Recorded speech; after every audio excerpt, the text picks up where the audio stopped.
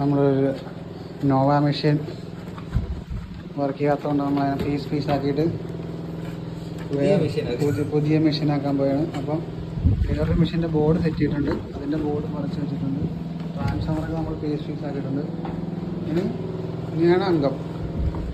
Guys, അങ്ങനെ നമ്മുടെ Nova to classic ശരിയായിട്ടുണ്ട്.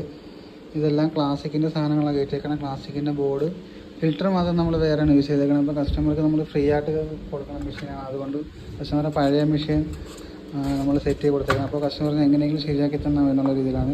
ഇപ്പോൾ നമ്മൾ നമ്മുടെ ഉള്ള സാധനങ്ങളൊക്കെ വെച്ച് സെറ്റ് ചെയ്ത് റെഡിയാക്കി വെച്ചേക്കാണ്. അപ്പോൾ കസ്റ്റമർ വലിയ കോസ്റ്റ് മുടക്കാത്തതുകൊണ്ട് നമ്മൾ നമ്മുടെ രീതിയിൽ ശരിയാക്കിയാണ്. അപ്പോൾ നേരെ ഇതങ്ങ് സെറ്റ് ചെയ്തോ. ആക്കാം ആകത്തില്ല, സെറ്റ് ചെയ്തോ. ഇതുണ്ട്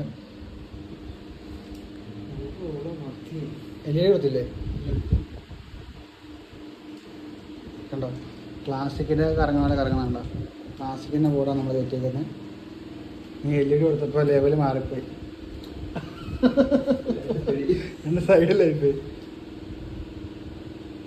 പക്ഷെ അത് നല്ല ഡിസൈൻ ആണല്ലേ, കാരണം അപ്പുറം രണ്ട് സൈഡും കത്തുന്നു. റെഡ് കത്തിട്ട് അവിടെ കത്ത്, പിന്നെ ഇവിടെ കത്ത്.